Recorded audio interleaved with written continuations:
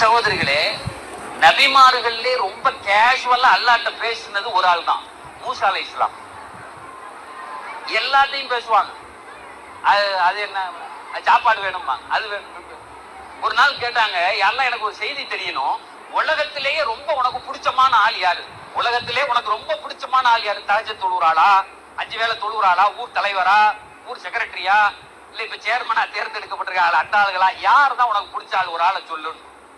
உடனே அல்லாஹ் சொன்னா, ஏன் இந்த கேள்வினா, இல்ல நான் தெரிஞ்சுக்கிறேனே உனக்கு பிடிச்ச ஆளு. உனக்கு பிடிச்ச ஆளுங்கிறதுக்கு இங்க அடையாளம் என்ன, அவருக்கு தாடி இருக்குமா, தொப்பி இருக்குமா, என்னெல்லாம் இருக்கும். உடனே அல்லாஹ் சொன்னா, எனக்கு பிடிச்ச ஆளை நீ தெரியணும் அப்படின்னு சொன்னா, அவருக்கு நான் ஒரு பொம்பளை புள்ளைய கொடுத்திருப்பேன், ஒரு பொம்பளை புள்ளைய கொடுத்திருப்பேன். மூசா அலைஹிஸ்ஸலாமுக்கு சாக்கு. நம்ம கேட்டது வேற கேள்வி, இது அடையாள ரீதியான கேள்வி, அல்லாஹ் பதில் வேற சொல்றானே அப்படின்னு சொல்லிட்டு கொஞ்சம் யோசிச்சுட்டு சொன்னாங்க, சரி அதை விட பொம்பளை புள்ள கொடுக்கறத விட அடுத்து ரெண்டாவது உனக்கு யாரையாவது பிடிச்சா இந்த உலகத்துல நீ என்ன அடையாளத்தை கொண்டு காட்டுவாய்.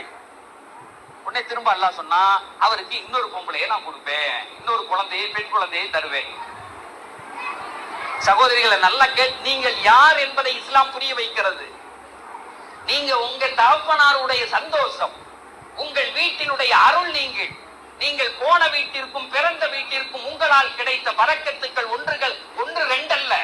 நீங்க உங்க கணவன்ட்டையும் உங்க தகப்பனார்ட்டையும் சொல்லணும், நாங்கள் இறைவனின் அருள், என்னை வச்சுதாங்க நீ வாழ்றேன்னு சொல்லணும்.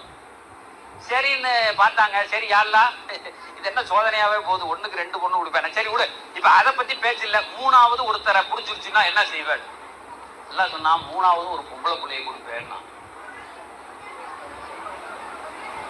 மூசா அலைஹிஸ்ஸலாமுக்கே கொஞ்சம் தெற்காயிருச்சு, இது என்ன இப்படி போயிட்டே இருக்கு, 1வது 2வது 3 பொம்பளை புள்ளைய பெற்றவங்களே அல்லாஹ் நேரடியான அனுக்கிரகத்தை உங்கள் மீது இறக்கி கொண்டிருக்கிறான் என்ற அர்த்தம்.